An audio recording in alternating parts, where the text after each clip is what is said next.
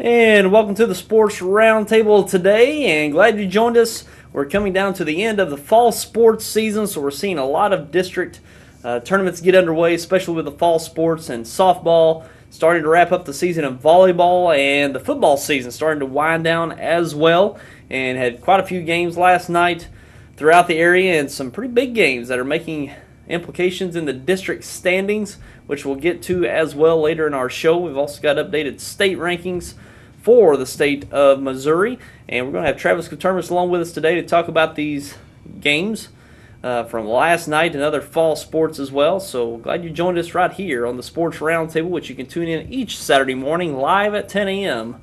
for the Roundtable. And we've got quite a few games to touch on from last night, so we'll go ahead and touch on last night's game that we aired right here on YHC and SEMOsportzone.com. We had Park Hill Central over Dexter, and quite a game for these two teams. It's a district game, Class 3 District 1 game, and Park Hill Central come away with that victory 46-21, and pretty impressive showing by the Rebels last night as they extend their undefeated season to 8-0. And we've got some footage of that game. Rebels We'll show some of the highlights from last going night. Going deep across the air, wide open with the tight end, number 40. The opening play for the Rebels. The first play from scrimmage that goes for a touchdown, puts them up 6 and then 7-0 on the board. And right here we see Park Hill Central really being aggressive up front and created havoc in that backfield all night for the Bearcats. And then a block punt by the Rebels inside their own 10 at that point, and they sweep it to the outside. And another score, a quick 14-0 score with just a few minutes played in the first quarter. And now as you see here, Peyton Pollock had to fight for that first down there in the first quarter. And we see here a nice run, extending another first down on the drive for Dexter. And then as we see here, Dexter really fighting that defensive line as we saw all night. As we see there, another sack deep in the backfield, and another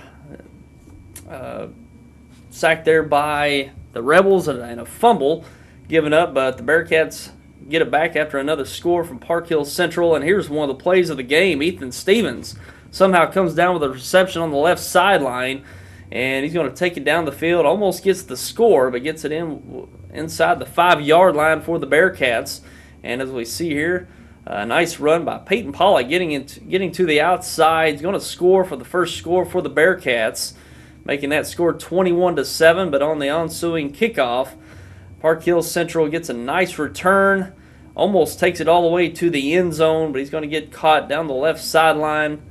And they were within the 10-yard line, and goal-to-goal situation there as they punch it in for the touchdown on that play. And it makes it 27-7 after missing on the extra point attempt. And here Dylan Brazarian, a nice cutback on the run. He's going to take it down the right sideline. Couldn't quite outrun the Rebel defender, and he gets tripped up inside the 25.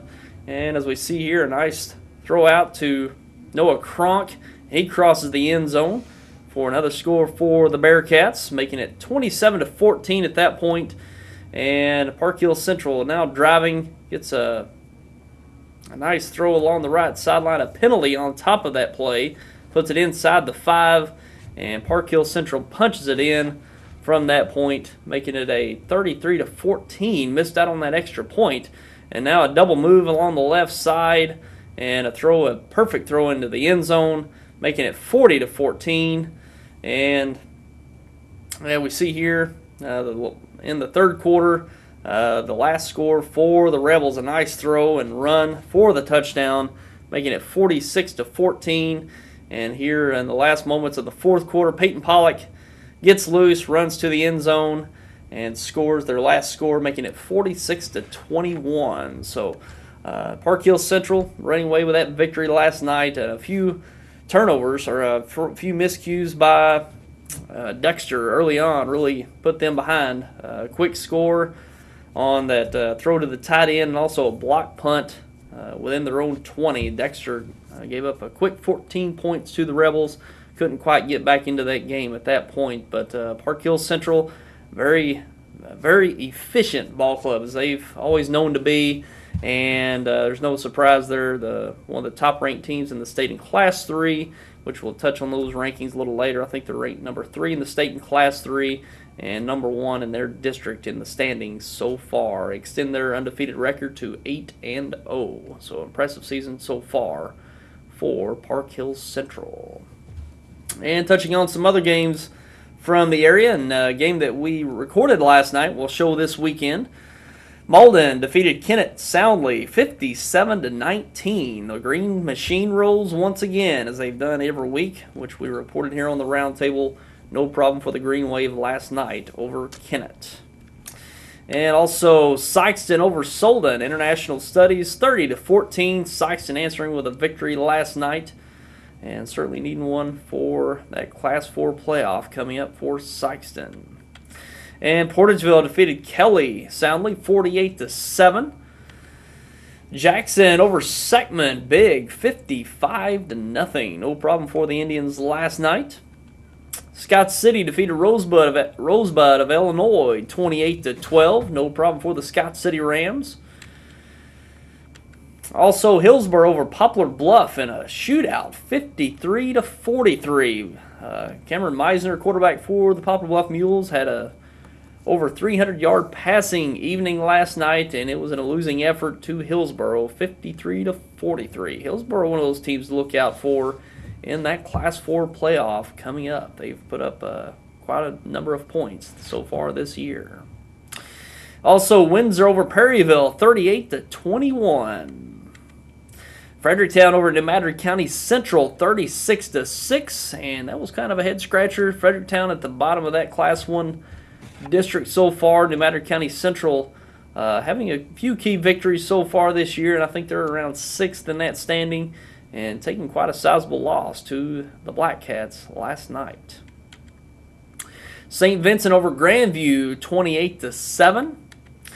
Jefferson over Chaffee, 19-0. East Prairie over Charleston, big, 70-8. Or is that 70-8, actually 70-6. 76 over the Charleston Blue Jays in that Mississippi County showdown.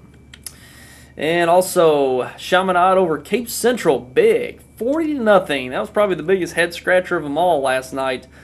Chaminade is a Class 5 school, not ranked in the top 10 in the state, but certainly playing a competitive conference up there in St. Louis. And Cape Central not even putting a point up on the board, which they've known to score 40 and 50 points this year. And coming off a victory of Jackson just a few weeks ago, just a little not sure what went on there last night with the Cape Central Tigers not being able to score last night.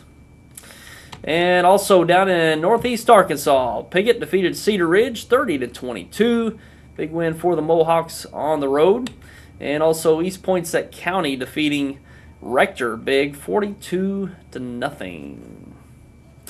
And those are the results from last night in high school football. It's also worth noting that Dexter defeated Bernie in high school volleyball last night to capture the Stoddard County Activities Association championship for both JV and varsity. The varsity girls, Dexter beat Bernie in 2 sets, running away with that Stoddard County title, and the JV team won as well in the Stoddard County championship for the JV. So Dexter sweeps both the varsity and JV Stoddard County titles last night in Bloomfield. So a big night for the Dexter volleyball program.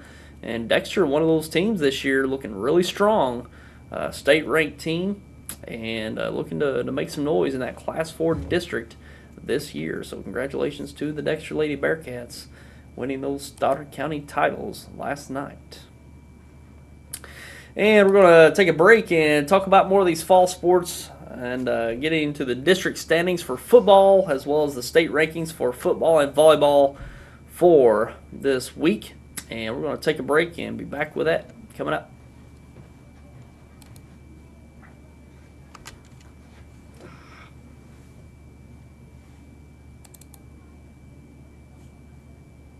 The channel that brings you every touchdown from every game on Sunday afternoons. Watch the most exciting moments like never before, live in HD. Every touchdown from every game, live on one channel, NFL Red Zone.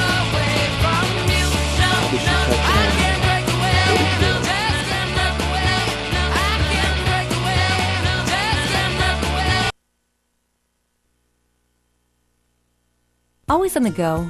Take the best in TV entertainment with you with New Wave to Go. Now you can enjoy your home television service everywhere, anytime on your laptop, tablet, or smartphone. Watch your favorite channels and sporting events live via the internet. Even access your home DVR to enjoy your recorded shows and movies or to set up future recordings. Prices start at just $12.99 a month. So call us today and ask about New Wave to Go. Another innovative service brought to you by New Wave, your local communications experts.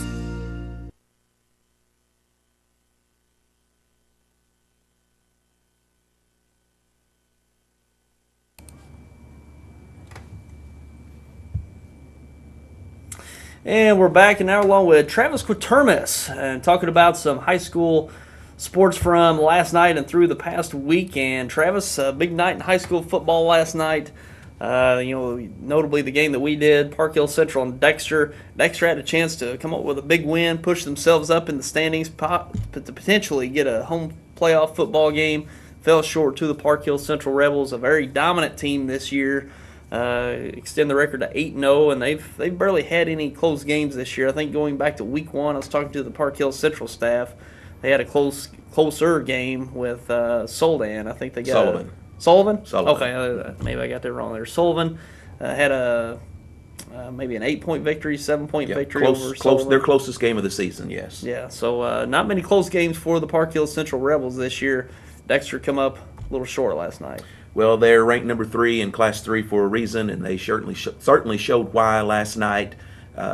Dominant in all 3 phases of the game, offensively, defensively, special teams. Didn't turn the ball over at all on a sloppy field like that. So very well-coached team, and they really got talent just everywhere on the field, and that came through. I do think we have to give Dexter a little bit of credit. You look at the stat sheet, and it was pretty much a dead heat. Dexter, bless their hearts, they made some early mistakes that put them down 3 touchdowns early in the second quarter. But from that point on, they really rallied. They didn't bow their heads and just throw in the towel. And so I thought they really fought hard. They played hard. If it hadn't been for some of those early mistakes, that busted coverage in the secondary, where Park Hill scores their first touchdown, the block punt, the long return on the kickoff after Dexter scores their first touchdown, the one fumble in the game, the one turnover that Dexter committed, set them up on a short field. So really statistically it was a better game than the final score might indicate, but Park Hills is every bit as good as advertised. But I really think Dexter can be proud of their effort against one of the best teams in Class 3 and hopefully build on that and going into their big showdown with Malden Friday night. Yeah, and that green machine just keeps rolling. I think I said on an earlier edition of the Roundtable, I think they should change their name to the Malden Tidal Wave because they have just swamped everybody they've played, and no exception with Kennett moving up playing that Class 3 team in that battle of Dunklin County.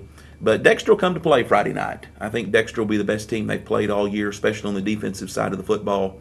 So that'll be a war. Malden will be a heavy favorite, no doubt about it, but I think that's going to be a real battle next Friday night down in the swamp. It's a pretty big rivalry between those two schools. They get up for each other. They sure do. It's on both sides of those sidelines. There's going to be a lot of very enthused players ready to get out there, and certainly for Dexter, this is, if you want to, have a bulletin board win, this is the one to have. If you're going to have one over especially Malden. As you're looking to go into district play, still battling for a home playoff game, depending on how the other games in the area fall out next Friday night.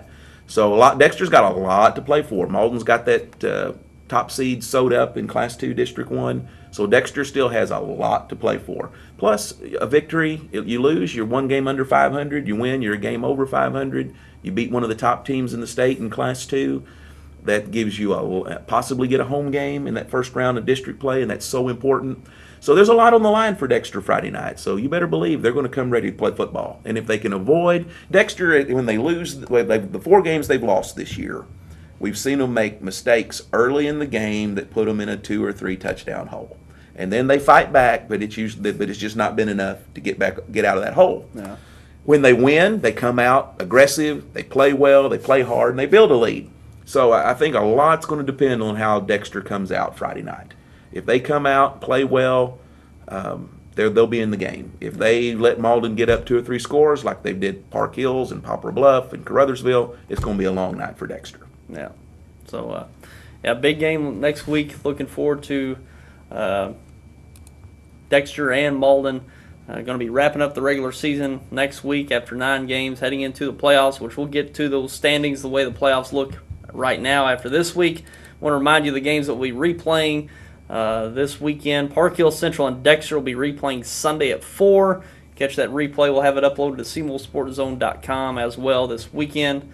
And Malden and Kennett. You can look forward to that replay Sunday at 7 following the Dexter and Park Hill Central game.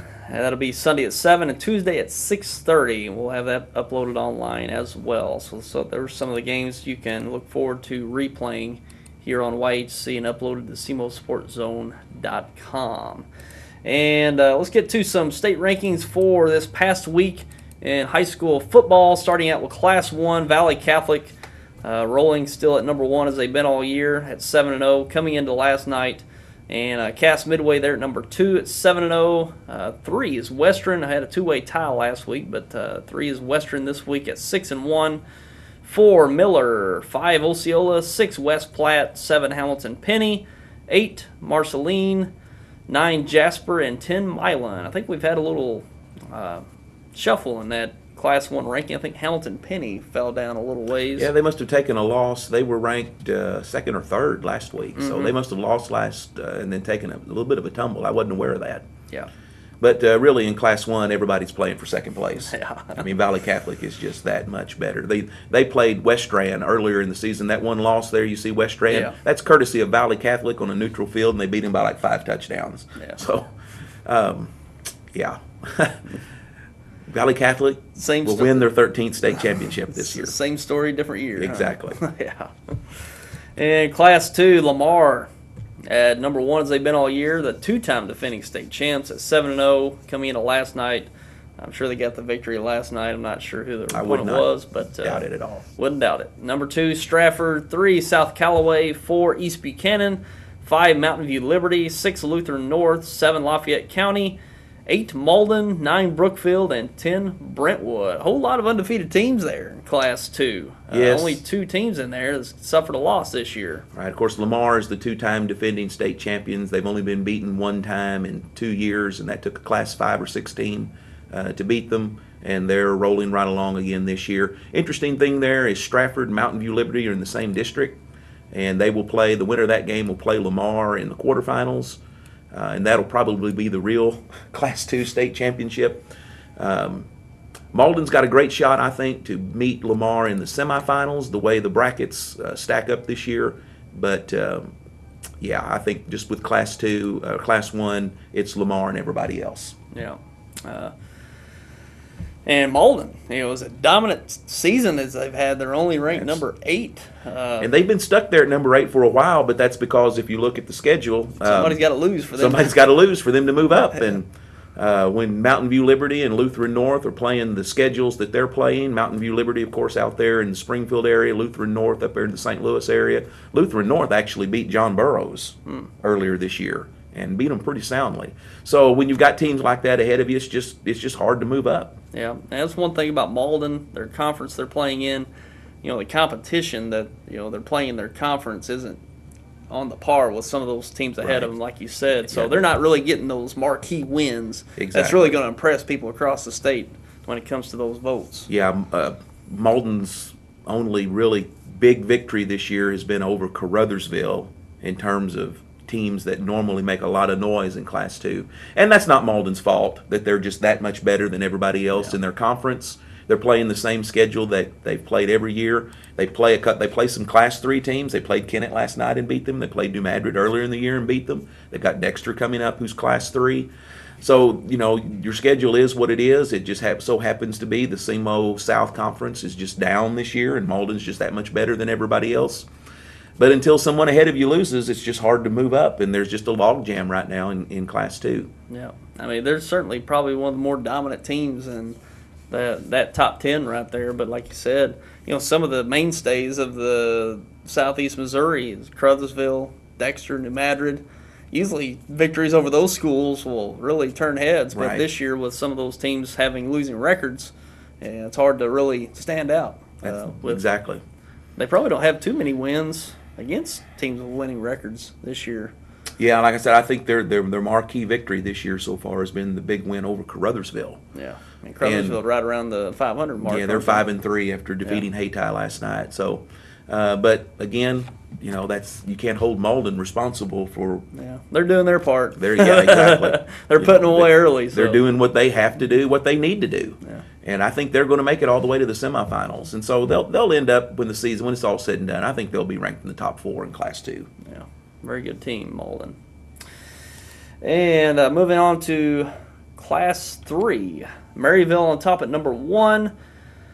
The defending state champions, 2 California, 3 Park Hill Central, 4 O'Hara, 5 John Burroughs, 6 Mountain Grove, 7 Ava, 8 Blair Oaks, 9 Manette, and 10 Reed Spring. And see, as we talked about, Park Hill Central up there at number 3, and looking certainly looking as the dominant team in that Class 1 District 1. So we could probably, at this point, expect them to make a run at that quarterfinal after that district championship. So Park Hill is going to be right there in the mix. Right, and the team that stood in their way in the quarterfinals the last 2 years has been John Burroughs. I don't think Burroughs is up to their usual standards this year. They're not as good, in other words, as they have been. So I think Park Hill Central's got a real shot to beat them this year, if provided, of course, they get out of districts, which they should. They've got the talent to get to the Dome, but here we go again. Just like Valley in Class 1 and Lamar in Class 2, there's Maryville in Class 3, and they haven't lost a game in 3 years. So again, everybody else is sort of playing for second place there. They're just as dominant this year as they've been the last 2 years. So Maryville should win their 4th straight state championship. So they got 3 straight of their own? Yes, they're three-time defending state champions. Wow. Haven't lost a game in 3 years. Haven't been beaten this year. So the Spoof Hounds are for real again. Don't ask me what a Spoof Hound is. That's just their mascot. Yeah, boy, there's but a lot. The name is a joke. The team is not. Well, I'll tell you, there's a lot of dynasties out there right now, aren't there? Yeah, Missouri high school football, really, you've got dominant, especially in the first 5 classes, you've just got 5 really dominant teams that just have got a stranglehold on their respective classes right now. Yeah. That's the way it goes. Sometimes you just see these dynasties and you just got to keep playing football and try to break through it. At some point you think, well, the talent well will run dry. But they've just got such good coaching staffs, good programs up there that starts from when those kids are in Little League and they learn the system and they're part of a winning tradition. They want to play. They're eager to play. Lamar's a Class 2 team with 60 football players on the varsity. We don't ever see that in Southeast Missouri. So, you just hats off to those programs. Yeah. Right now, they're calling the shots and everybody else is dancing to their tune. Yeah. And those programs, winning compounds winning. Exactly right. It seems like the more they win, the better they get. That's right. That's how those programs work. People get excited, parents get excited for kids to play, and kids are excited to be involved. And that's right. It's certainly it's a winning formula. No doubt about it. So you really have to take your hats off to those teams. Maybe more coaching staffs in Southeast Missouri need to study what's going on in those schools. And I think some athletic directors are going to have to commit long term to some of these good. We've got some really good coaching staffs in Southeast Missouri, and you're going to have to commit to them. You're going to have to let them build their program, build a winning tradition, and see if you can't develop into one of those powerhouse traditions. Yeah, it takes time and effort. That's for does. Sure. It doesn't. Yeah. Rome was not built in a day. Certainly. And moving on to Class 4, Webb City, another one of those dynasties, sitting on top of number 1 as they have going on how many every years. 2, Jeff City Helias. 3, College Junction. 4, Kearney. 5, John Burroughs. That's that's not right. wrong. Yeah, that's an error. That's wrong. That's an error. John Burroughs, Class 3. Yeah. 6, Afton. 7, Cape Central. 8, Westminster Academy. 9, Hannibal. And 10, Platte County. So Cape Central's still there in the mix at number 7. I think they moved up one from last night. Yeah, they were ranked number 9, actually. They moved up to number 7. With that tough loss last night, they may fall out of the top 10 altogether this week. That was a head-scratcher. You got anything to add on that? You know, it was a downpour up there in St. Louis playing Chaminade. Chaminade came in at 4-3, but they play in that really strong Metro Catholic League in St. Louis. And so they're playing tough teams week in and week out. Not to say that Cape Central's schedule has been weak. It hasn't been. They play the toughest schedule, I think, in Southeast Missouri. They just had to get beat on the line of scrimmage. That's all. When you get shut out 40-0 like that, you just can't get anything going from the line of scrimmage. And that evidently is what happened to Cape last night. You got to think the downpour really hurt the Peyton Montgomery to Al Young connection, and that's where Cape's put up a lot of points. But Young's been getting it done out of the backfield. They've got Brayon Owens, who's been lighting it up out of the backfield the last 3 weeks. He run for over 200 yards last week against Farmington. You know, they just got beat. That's all you can say. Yeah. Well, it just the goose egg is just what throws you off. They just yeah. I'm not surprised Chaminade won the game because they're a little better than their 4-3 record would indicate, given the schedule they played. But to beat Cape Central 40-0, that was really a puzzler. Yeah, and a lot of talent on that Cape Central club, especially offensively. Right. You would think it would hard to shut out the Cape Central Tigers with the talent they've got on. Yeah, it's the first time they've been shut out since they lost to Webb City last year in the semifinals. And how about Webb City once again? They're good. They're good. What can you say? They're just that much better than everybody else. And it's straight. You know, Fox Sports Midwest televises the state championships each year now, and the last few games I've seen them play in those state championships, they haven't even been games in the state title game. They just roll throughout the whole playoffs. And, you know, it's not that they're that much bigger than everybody else, that much faster than everybody else, that much more talented than everybody else. It's just they are so well coached. They are so fundamentally sound. They do what they do so much better than what you do. And they just roll over everybody. They're ranked number 20 in the state, in the country right now, to show you how good they are. They're the best team in the state this year, irregardless of class. They laid a whooping earlier this season on Class 6 Rockbridge. And Rockbridge is always very talented. And I think they may even be ranked in Class 6 in the top 10. So they're just that much better than everybody else. So once again, everybody else is playing for second, unfortunately, including our Cape Central Tigers. Yeah. And they matched up with them in the semifinals last year. Had a great season. Yeah, Cape Central. absolutely. What to run into that buzzsaw for the end of the season. And Cape can still make it to the Dome. You look at the top 3 teams in Class 4 this year. Webb City's number 1, Helias number 2, Carl Junction's number 3. Carl Junction is in Webb City's district, so they're going to get beat in districts. Then they're going to play Helias probably in the semifinals and beat them. So there's 2 of the top 3 teams that are going to be out of the running in Class 4 before you even get to the semifinals. So Cape has got a shot. Now they've got to win their district. They got a really tough district with Festus and Hillsboro sitting there. And a Sykeston team that's getting better every week since they've changed their offensive scheme. Then they've got Miller Career Academy probably waiting for them in the quarterfinals.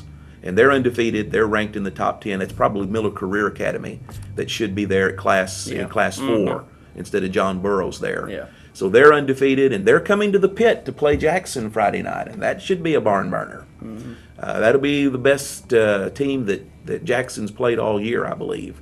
So that'll be a good game coming up, and that's gonna tell us a lot as to whether or not Cape Central's got a real shot to beat them in the quarterfinals. Sure. But if they can get past them, then I think they've got a clear path to the Dome to play Webb City in the championship game. Oh. But obviously they're going to play a lot better than they did last night against Chaminade. Yeah, sure. And let's take a look at Class 5 quickly.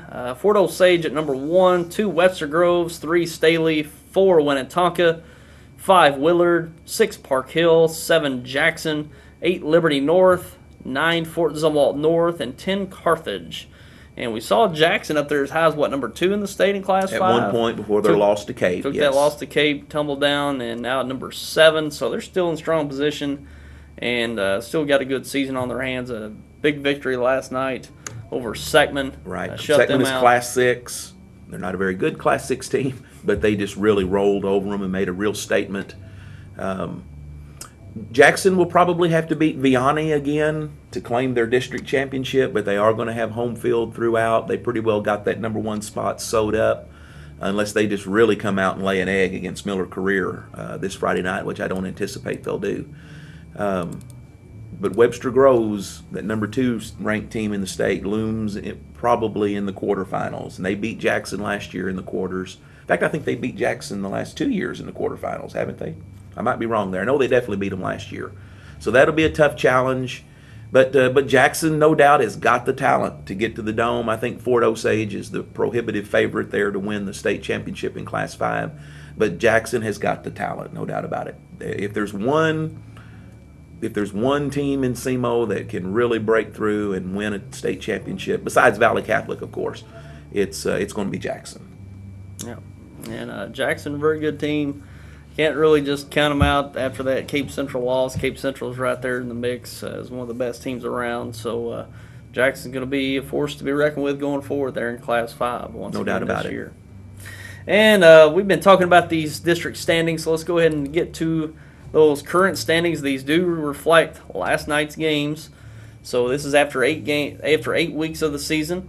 And Class 1 District 1 standings, Valley Catholic up there number 1 over 57 points. Monroe City with second at over 43.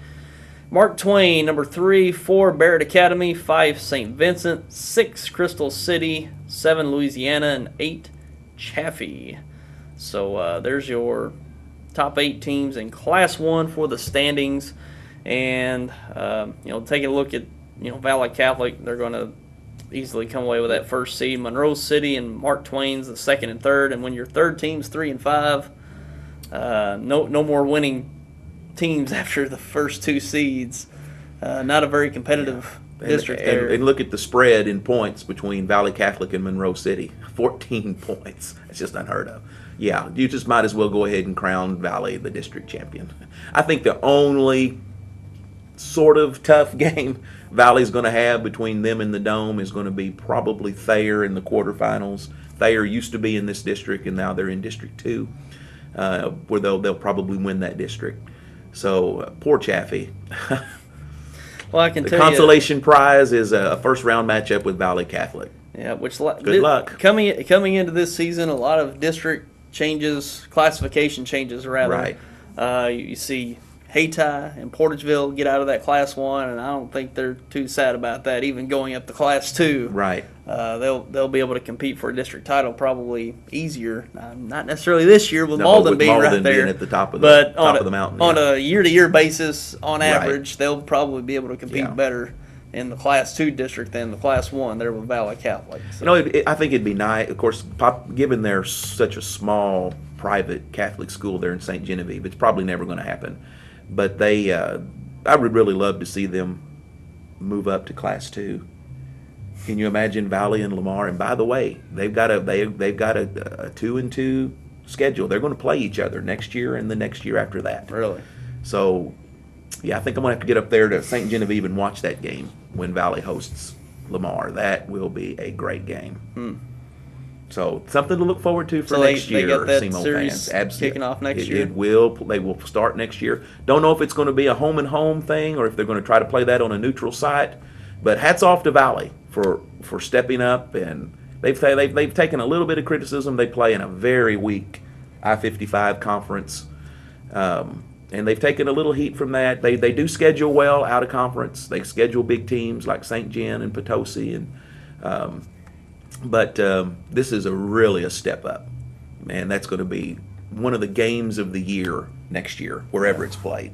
Try to get out and watch it. I think I'll probably make the trip, no matter where it's played. We got a while to wait for that one. So. Yeah, got a while to wait, but mark it on your calendars when the schedule's announced. Yeah, that should be a good one. And what part of the state is Lamar? I can't really They're over in they're over in the Joplin area. Joplin? Okay. I know they were west. Right. Western part of the state, but I couldn't really pin them down to where exactly they are in the state. So yeah, a little traveling to do for that one. A little traveling. Yeah. Of course, that's the same for them. They got to come all the way to St. Genevieve. So yeah. If it's a home and home situation, I'm not sure about that. If they may play that on a neutral field, we'll have to see how that plays out. And taking a look at the Class 2 standings, Malden is on top at number 1 with over 50 points. No problem for them to come away with that first seed. 2, East Prairie. 3, Crothersville. 4, Portageville. 5, Hayti. 6, Scott City. 7, Kelly. And 8, Charleston. So there's a couple battles to be had there, especially with East Prairie, Crothersville, and Portageville all right there within 1 point of each other for 2 versus 4. So we can still see some changes by next week in those standings. No doubt about it. And all 3 of those teams have tough final season games. East Prairie's hosting Kennett, who is much improved. Crothersville is hosting St. Genevieve, and Portageville is hosting New Madrid. Yeah. So the lot will be, look how close all 3 of those teams are. I mean, there's less than a point separating all 3 teams. So whoever comes out of that with a victory is obviously going to wind up with the 2nd seed, and boy, that's important because you don't face Malden until the championship game. I really think Crothersville's the 2nd best team in that district, but time will tell. And really, though, it's Malden and everybody else. They've just destroyed the other teams in that district this year. I think Crothersville gave them the best game out of that lot at 49-0. Of course, Crothersville's improved quite a bit since that 2nd game of the season when Malden just rolled over them. But so I think they'll give them a little bit better of a game in the championship, but Malden will easily, I think, advance to the quarterfinals. Well, the seed you want either that 3rd or 4th seed. Or no, excuse me, the 2nd or 3rd seed. Right. You want to stay away from that 4th seed because you'll potentially meet up with Malden in that semifinal. Got to play them in the semifinals, exactly. So if you at least nab that 3rd seed, you at least hold off the green wave until the potential final. Exactly. So that 4th seed is where you don't want to be at this point. And Portageville's probably thinking that, come up with a big game plan against New Madrid. Yeah. Which will be down there for that game next week, Portageville and New Madrid, to air for next weekend. So it's a good one. Big rivalry game between those 2 schools. Both, Portageville have a better season record-wise than New Madrid, but certainly both teams need a win to help themselves in those standings, and probably more so Portageville with the potential to make that district final, right.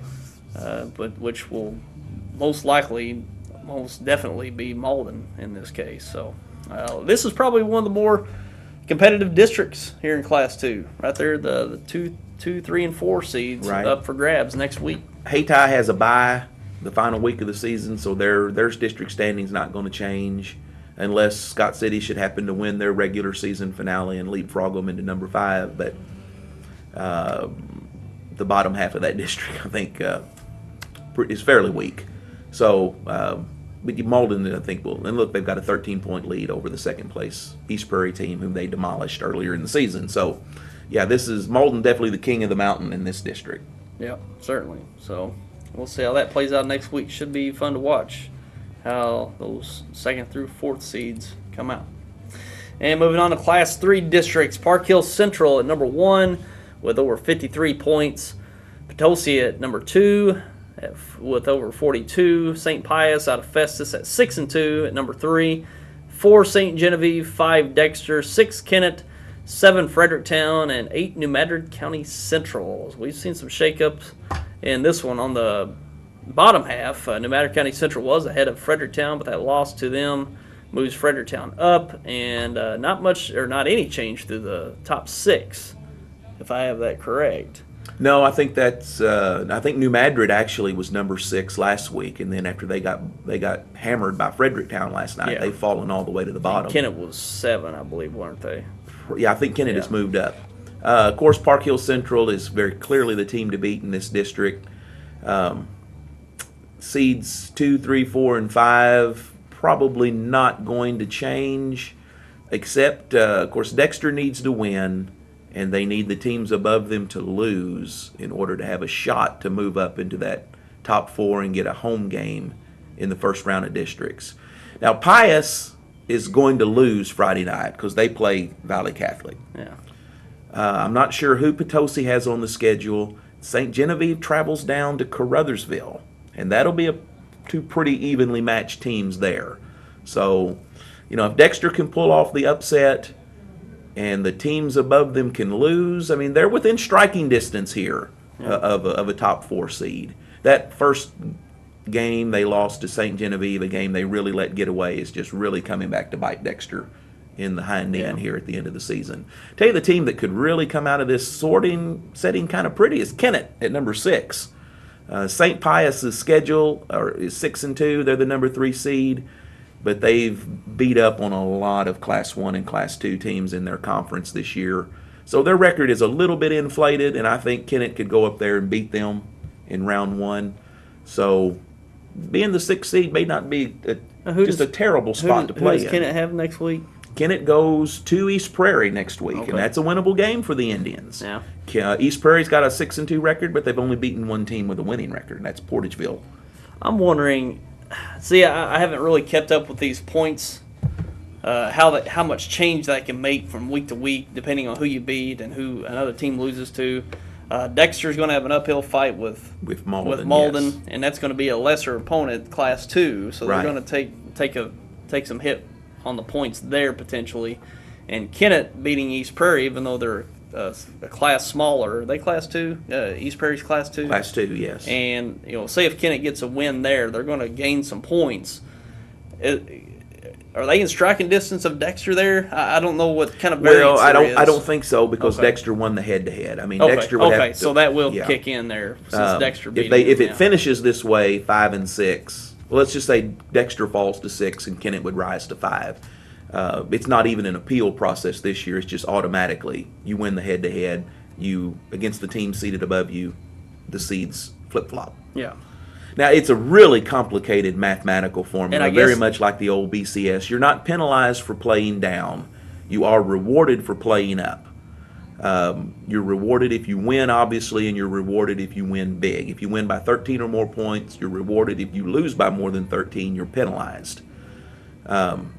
And then it's divided by the number of games you play, and they factor strength of schedule into the equation. So it's a real complicated formula. Yeah. But basically, Dexter needs to win, and they need Potosi, Pius, and St. Genevieve to lose in order to have a shot to get into that top 4. Now, again, they lost the head-to-head with St. Genevieve in week 1, so if St. Genevieve would finish one spot behind Dexter, then they're automatically going to flip-flop with them. So I guess the only hope for Dexter is for St. Pius. They most likely will lose. And lose big to Valley Catholic. I don't know who Potosi has on the schedule, but they're going to need Potosi to lose big. They're going to need Pius to lose big. They're going to need St. Genevieve to lose big. And Dexter needs to win over Malden.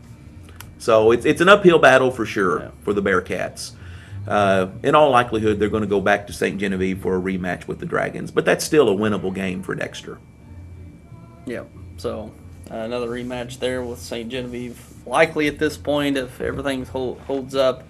That's kind of the exciting part of this point system is coming down to the last game. Okay, you're starting to match up. Okay, if they lose, if they win, there is some build up towards the last part of the season. And probably one good thing about the playoff system now is every team has a shot. In football, you're not probably going to see hardly or many, if any, 8 seeds go on to win a district championship. Don't think so. It certainly builds some suspense towards the end of the year where everybody's at least got a shot. You might see an upset every now and then that you might not have seen before. Maybe a 6 over a 3 or something like that. So there is a little, kind of asking what if these teams beat other teams, so it kind of has that BCS element, like you said, for many years in college football. Yeah, well, if they beat them, So I think the point system's worked out pretty good. I don't think we've seen anything that's just outrageous. No. The only thing that might just kind of stand out this year is St. Pius being up there at number 3. They're probably they're not the third best team, likely. In that district. No, I would say, if anything, they're probably the 6th best team in that district. But their schedule is what it is. They kind of like Malden. They benefited from playing in a weak conference. They are undefeated in conference, and the game with Valley Catholic is going to be for the I-55 Conference Championship. It's not going to be much of a game, but that Pius can only play the teams that they have on their schedule. Yeah. Hopefully, they'll look to improve their schedule since they've moved up to Class 3 this year, But it is what it is. The points are what they are. You've got to play the team in front of you and beat them. Yeah, well, that's one of them 3-6 games that might be an upset. That's why I think Kennett's that's not too bad being the 6th seed right now, considering that they probably going to have to go up and play Pius, and I think they can beat them. Yeah. Not saying they will. I think they can. And that, you just think what say if these standings hold, Kennett goes on the road and beats potentially St. Pius on the road. That's a big win for their program. You bet. They've not really sniffed postseason play to a great extent, right? In many years. And again, just kind of follow it out. Then, if you win the 6-3 game, then you go on to play the number 2 seed. Yeah. So that means they go to Potosi. That's another winnable game for Kennett. So we could realistically see Kennett in the championship game at Park Hill Central. Kennett's sitting pretty good. That's not bad. That's not a bad way to end your season if you're Kennett.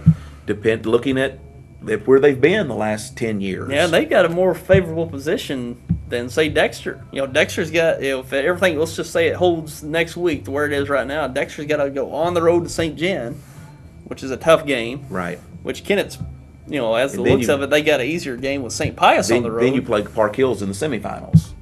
So if you're Dexter or St. Gen. If you're Dexter, if you're Dexter and actually come up with that tough win at St. Gen, you play Park Hill Central on the road. Park Hill Central in the semifinals. Kennett, maybe Dexter should just forfeit to Malden and drop down to number 6.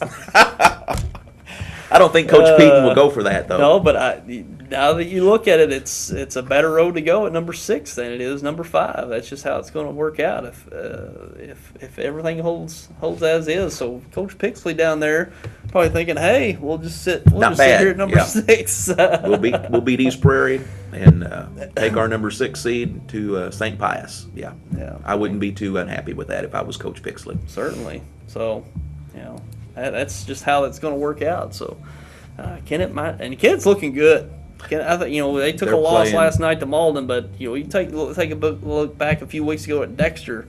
They come on strong, very physical up front on both sides. A lot different look of a Kennett team than we've seen in the past. Yeah, the Pixley brothers really have Kennett moving in the right direction, and I think next year, if Akeem Nelson comes back healthy, if he plays football his senior season, back at quarterback, Edward Wilson, who's playing quarterback now, but he's really a running back playing quarterback. That gives them a really potent 1-2 punch out of the backfield. So, Kennett's one of those programs on the rise, and I think next year could very well be their year to make some noise. Yeah, certainly. So keep your heads up, Kennett fans. Yeah. Better days are coming. And it's just been a world's difference. Especially very rarely you see Kennett really play in the trenches as tough as they did with Dexter a couple weeks ago. Yeah. Really taking it. Of course, Dexter helped Kennett out quite a bit with all the turnovers, but you have to give them credit for forcing the turnover. So, 6-1, half a dozen the other. Kennett is definitely a team on the rise. Yeah, certainly. And moving on to Class 4, Cape Central on top at number 1, 2 Hillsboro, 3 Festus, 4 Sykeston, 5 Farmington, 6 Perryville, 7 North County, and 8 DeSoto. So we've probably not too many changes potentially there. The only thing I could see is potentially Sykeston and Farmington. But did Sykeston get the head-to-head win over Farmington a couple weeks ago? They did. By 1 point. By one, yeah, it was a close one, 14-13. So really nothing's likely to change there. Yeah, Hillsboro switched. They jumped Festus, but that's not going to matter because Festus beat them head-to-head. So Festus is going to end up the 2nd seed. Cape Central will lock up the district next week. They took a big loss last night to Chaminade, but they've got a winless Riverview Gardens team coming to Cape next Friday night. So they'll win and win big, and they'll be the number 1 seed going forward. Tough district, though, here. Hillsboro and Festus are both very talented. And watch out for Sykeston going forward. They're just 4-4, but they had a big win over Saldan last night, a big upset. Of course, it helped that the Saldan starting quarterback, who's thrown for over 1,000 yards this season, was injured and couldn't play. But you really have to give Coach Gibbs and that coaching staff credit. They have reinvented their offense here at the end of the season. Yeah. They have switched over to that double tight end, double wing formation. They are grinding it out on the ground. They've had a good defense all season long. You better keep your eye on Sykeston going forward. They've got to play Cardinal Ritter next week. That's a winnable game for Sykeston. So watch out. That's a dangerous number 4 seed going forward. And did they run the spread? I haven't They seen did. They Sykes have this run year. the spread all season long. Last week against Jackson, they went to that double tight, double wing formation. And they were actually, Jackson was only ahead 7-0 at halftime. Now they turned it on and beat them 42-0. Yeah. But that's Jackson. Yeah. So they scored last night. They beat Soldan badly, 30-14. I think Soldan got 2 touchdowns in the fourth quarter. Otherwise, Sykeston had a 30-0 lead at that point. So better look out for Sykeston going forward. They're going to be a team to be reckoned with. I imagine they like that formation, and it really emphasizes their strength. They don't have much of a passing game. They threw the ball 1 time last night against Soldan, 1 time, and so it's going to be, as one writer described it, 3 yards in a cloud of dust from this point onward. Before they go back to some old school smash mouth football down in Sykeston. Yeah, Coach Gibbs turning back the clock a little bit. Absolutely, and that takes a lot of guts to just reinvent your team here at the midway point of the season, basically. And the kids have responded. They picked it up. They're running it well, and they're going to give teams fits going forward, I believe. Yeah, we'll see how that goes forward. One of the interesting storylines here at the end of the season. They've probably got a semifinal matchup looming, rematch with Cape Central, and so that's going to be really an interesting one to watch. The Sykes will be playing with a lot more confidence. And, of course, Cape just hammered them the first time around. But this is a different Sykeston team. Yeah. So we'll see how that one turns out. All right.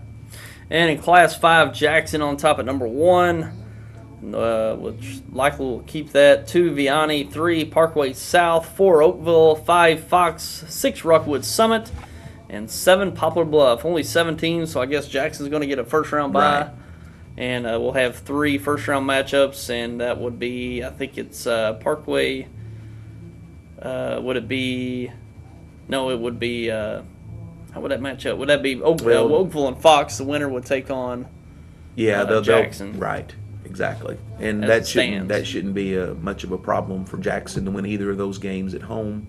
Poplar Bluff beat Fox first game of the season, and we remember what Jackson did to Poplar Bluff a few weeks ago. Vianney is going to be the only team, I think, in this district that can give Jackson a good game, and that will probably be a pretty hard-fought game there in the championship at the pit.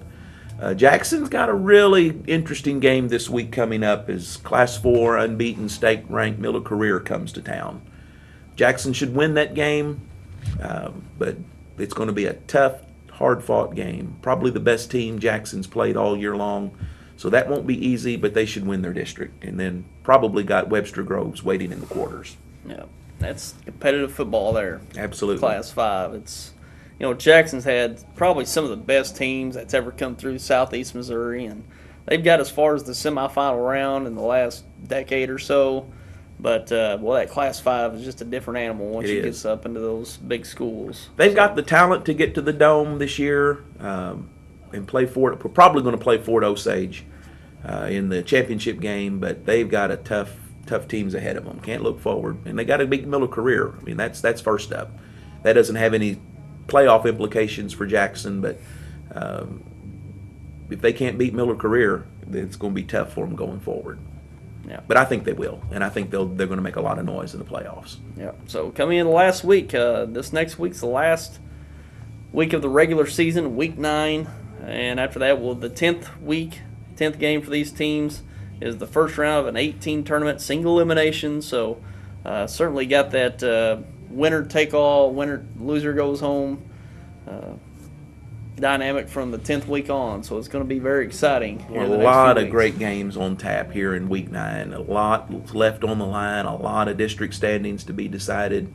One conference championship we mentioned, Valley versus St. Pius in the I-55 conference. So going to be a really exciting week of high school football. But that's been no different than the whole season. Been a lot of parity in Southeast Missouri this year, and teams beating up on each other. And so it's going to be fun this week. I'm really looking forward to some really good games. Sure. And we're going to take one more break and be back with some of the other storylines that's went on this week and other sports, and we'll be back with that coming up. Deposit your check here. or here, or even there. Deposit your check wherever you are with First Midwest Bank's new mobile deposit. Just tap, snap, deposit. It's that simple. New mobile deposit from First Midwest Bank, serving the communities we call home. What is your emergency? Need assistance at County Road 61 and Highway 9. Help is on its way. Clear! There's a better way to jumpstart your soil back to health.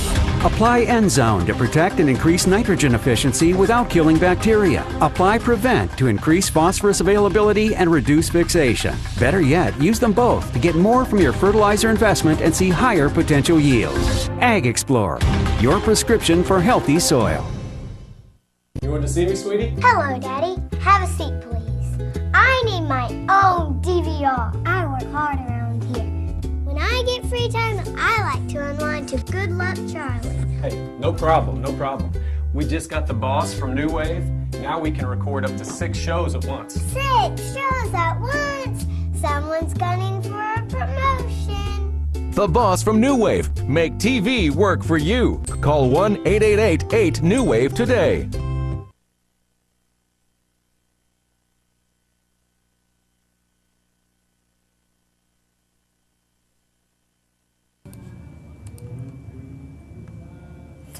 And now we're going to touch on some other local stories from the week in high school athletics. We've got other district tournaments starting up and high school softball, which have actually wrapped up a few of those this week. Also, volleyball is starting to wind down, and fall baseball is pretty much winded down this week as well. Probably the big storyline for me this week is Portageville's girls softball team winning the district championship over Kelly this week, and that was a big victory for Portageville this week. Huge upset. Kelly had beaten Portageville 3 times already this season. Close games, but they'd beaten them 3 times.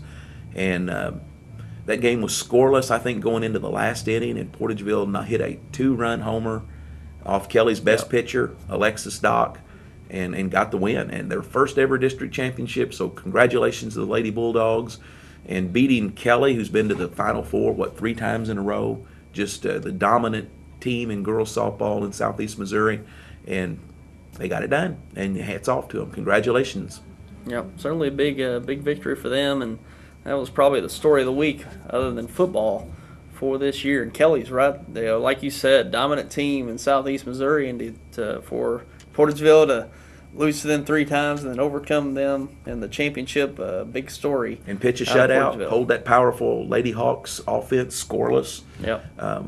Sykeston Lady Bulldogs playing in their first district championship. I believe that'll be today. I think they got rained out yesterday, but they've got a tall mountain to climb, beating Notre Dame. I don't think that'll happen, but they've had a much better.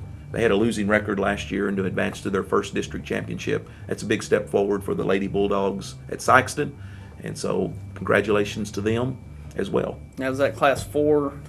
I'm not sure what. I think that's what it is. It could be. It's Class 2 or Class 3, and there may only be 4 classifications in softball. So it's Class 2 or Class 3. I'm not sure which. And Portageville's, are they playing Class? I think that's just Class 1. Class 1? Mm-hmm. Yeah, big win for Portageville. And I believe Oran won their district championship, or at least advanced to the final. Yeah, there were some games rained out yesterday, yeah, and so they'll probably be playing those today. Yeah. So those district tournaments will probably be wrapping up this weekend if they can get them in. I know that puts a scheduling conflict with a lot of these fall sports, especially other than football with the rain. So hopefully they can get those in this weekend, even though there's rain throughout the whole weekend in the forecast. So maybe they can get those in, and we'll be looking at state tournament play in softball this next week. Right. So and in girls volleyball as well. Yeah, volleyball starting to wrap up. Last night, Dexter won both JV and varsity championships in the Stoddard County Activity Association tournaments. And Dexter's varsity team looking really strong. We mentioned them in the state rankings at number 6. And they're in that Class 4. It's always been Perryville and Notre Dame going at it. But Dexter's likely the team this year to come out of that Class 4 district as it stands now.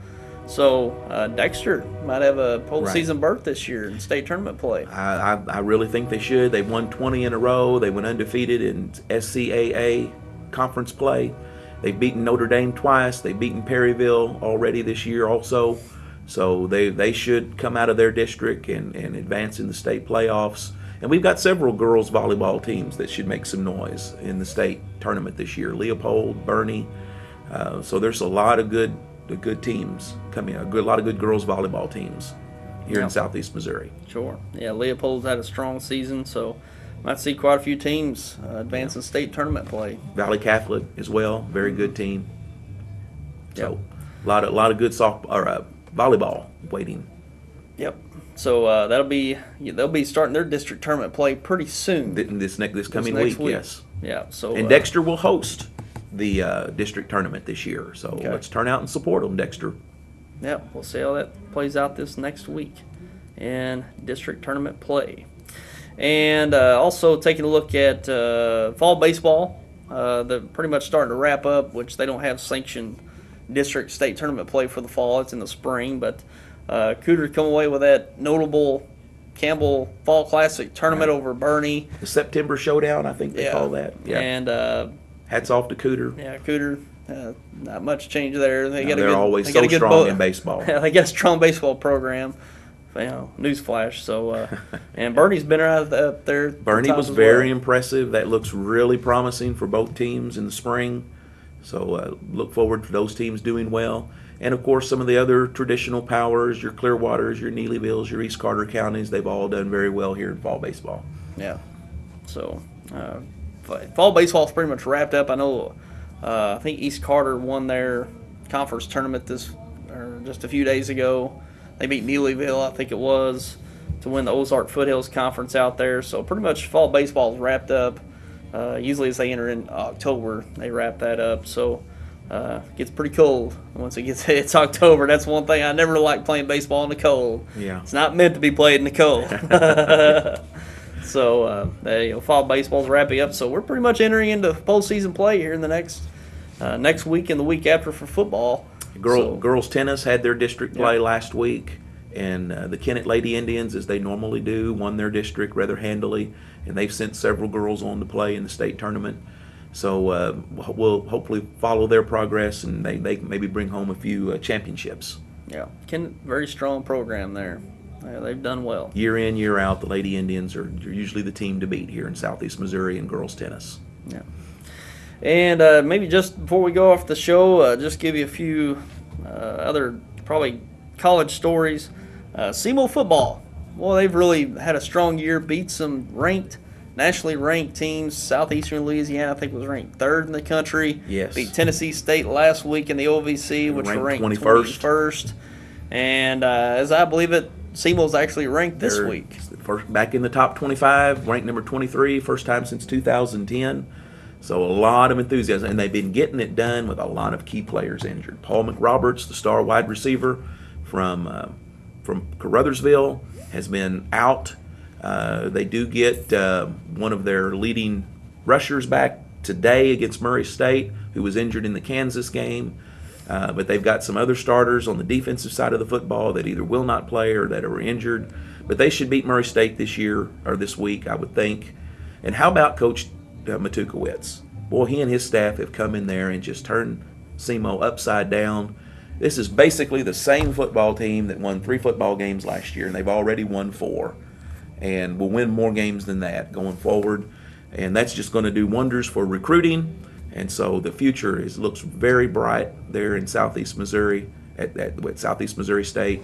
And it's going to be exciting football. They're filling Hawk Stadium up. And so it's really great to see for the Red Hawks. And as soon as they hired Coach Matukowicz and brought him in, it's like just the hiring from that point. It's like the light came on. Exactly. It was just total night and day from the point that the athletic department, Mark Allnut, the athletic director there, they were thrilled. They were excited to bring him in. Just the enthusiasm he brings to a program, and it didn't take. But maybe within a week, they knew things that were going to be totally different. And speaking to people inside the athletic department and people connected to SEMO football, that they totally changed the mentality of the program and how they're really going out, and what they really emphasized is talking and actually creating relationships with every football coach in the state of Missouri. Mm-hmm. So they're wanting to create that connection with all these coaches to where they're going to be factors in recruiting. Absolutely. So they're really creating the relationships with these coaches to get these players and one thing on the radar. I really liked about Coach Tuke is how he's recruiting the local talent. Mm-hmm.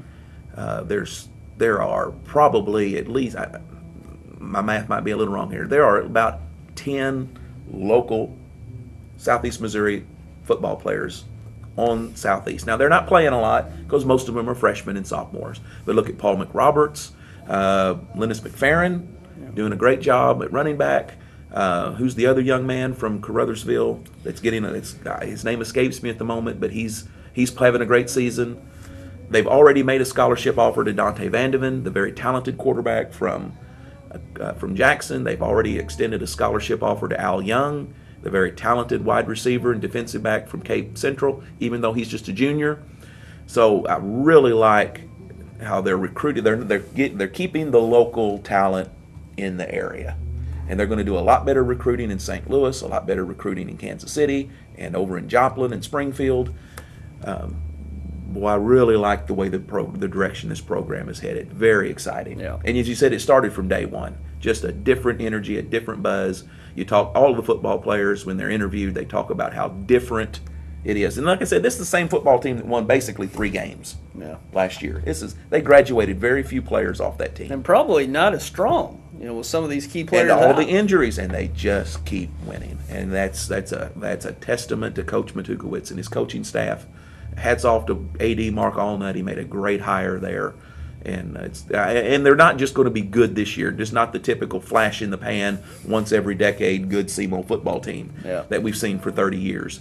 He's going to build a good program out there. I just hope we can hold on to him.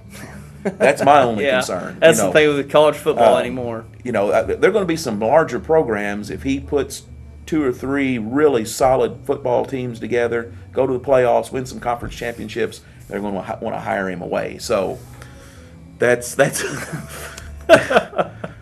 my only concern going forward, is that we may lose him to a bigger school. Yeah, and that's one sport that is notorious for coaching changes is college football. And what I just can't understand, and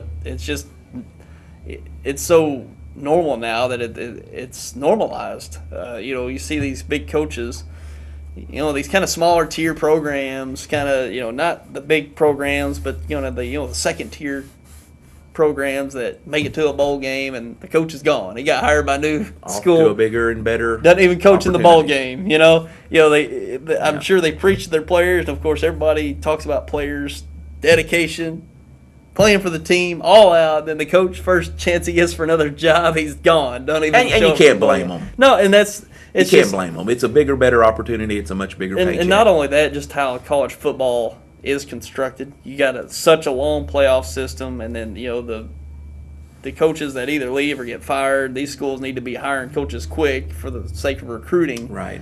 And they can't wait, till however long February to hire a new coach after the season's over. So I understand that dynamic, but it's just that's going to be the big challenge, I think, for SEMO going forward is keeping Coach Tuke in Cape Girardeau. Just down the road, Arkansas State's done the same thing. They've lost coaches and brought them in, and they just keep winning Sun Belt Conference championships. So that's true.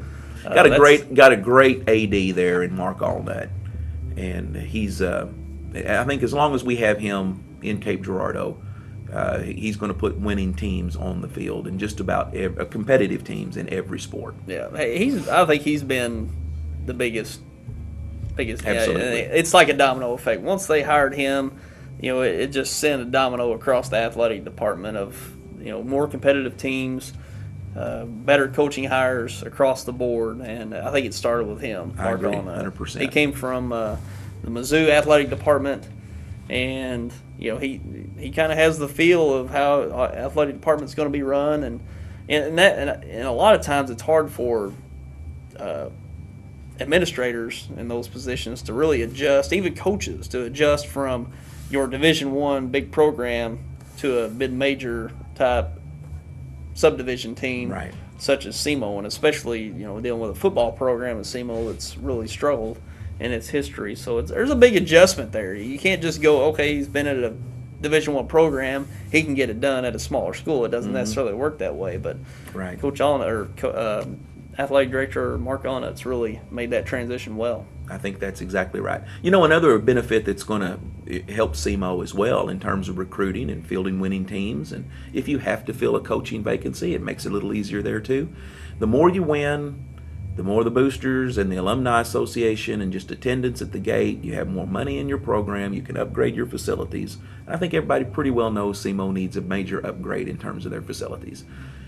You can get all that done because you've got money coming into the school, money coming into the program, and winning just, the old saying, the rising tide lifts all boats.